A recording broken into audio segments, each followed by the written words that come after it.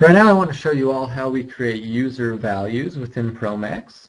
So user values means that we can create our own variables or our own properties here inside of ProMax. And so if there's anything that isn't already calculated for you and it's something you're interested in, there's a way that you can make that calculation happen here. So to illustrate this point, we're going to look here at this simulation I have of a simple gas plant.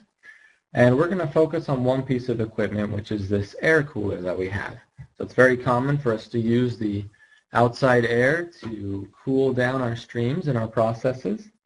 And so that's what we have illustrated here. And the amount of cooling that we're going to be able to get out of this cooler is going to depend on the temperature outside, or the ambient temperature. And so very different cooling in the winter than we will have in the summer. And so that ambient temperature is one thing that can really influence these coolers. Now, ambient temperature is not a property inside of ProMax by default, but if we want to use an ambient temperature, we can make a variable to represent that temperature. And that's what I'll show you here now. If we come up and open the project viewer in ProMax, and click this button, or you can click on any stream, we'll see here on the left our tree that we're used to seeing, and we usually go in there to find our streams or blocks, that sort of information.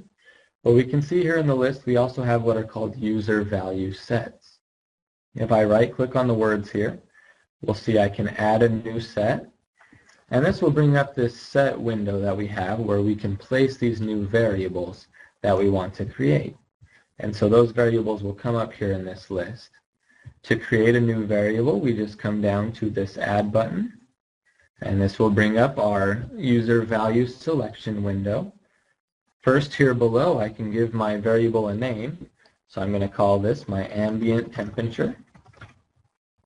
And then we just need to select what units will be associated with this variable.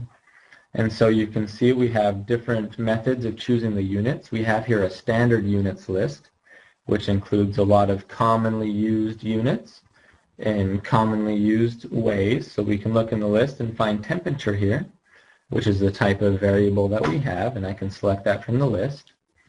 Up above, we also have user-defined units, which allows us to type in the units for ourselves. So if I was to select up here, if I either didn't want to look through the list here, or if I was using units in a different grouping than is normal, I could type those units in here, so anything pounds per minute, whatever units it is that you want to use, you can just type in for yourself there. Below that, we also have this section for unrecognized units.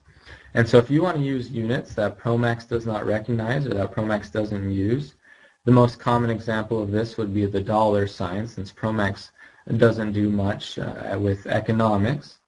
And so you could create your own units in here, and ProMax would then be able to respond and to use those from there. And so you have that flexibility as well.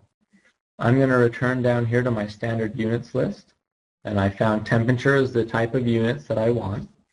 And so now I can click OK, and we'll see that this variable has now been created. I have the variable name along with the units, and it gives me a drop-down menu so I can change the units as I desire. And then here in the parameter box is where I can actually define this variable. And so we'll look outside today. It looks like today is about a 90-degree day. And so I'm going to type that in here. And again, we can later change this as the seasons change, as the temperature changes. And this parameter is now our defined ambient temperature. For now, we won't discuss these other boxes. We do have another YouTube video on the same topic that explains other things that we can use user value sets for. In this example, we have defined what our value is, but we also have the ability to have ProMax calculate a value for us here as well. And that's something you can find in our other videos. But for now, we've created this new variable, this ambient temperature, and now we want to be able to use this variable within ProMax. Returning to the simulation, what we want to do now is we want to tell ProMax to make the outlet temperature of our air cooler be 10 degrees above this ambient temperature. And so if we're at 90 degrees, we want stream 4 to be at 100 degrees. And we would also like this temperature in stream 4 to change whenever our ambient temperature changes. So now we can use that ambient temperature variable inside of a specifier to control the temperature of stream number 4.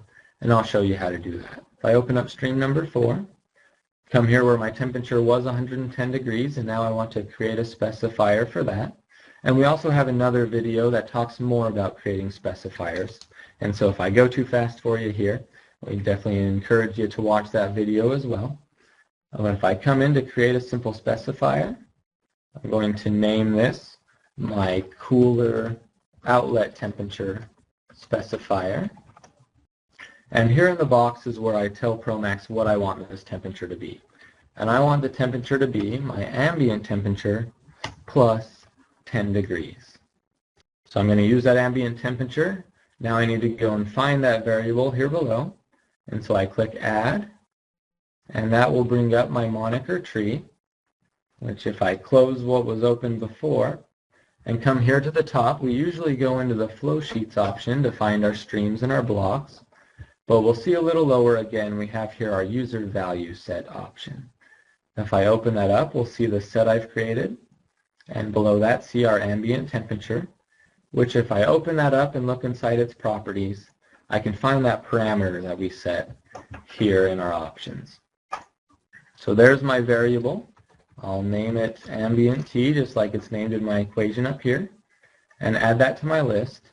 And now ProMax is using that user variable to calculate this outlet temperature.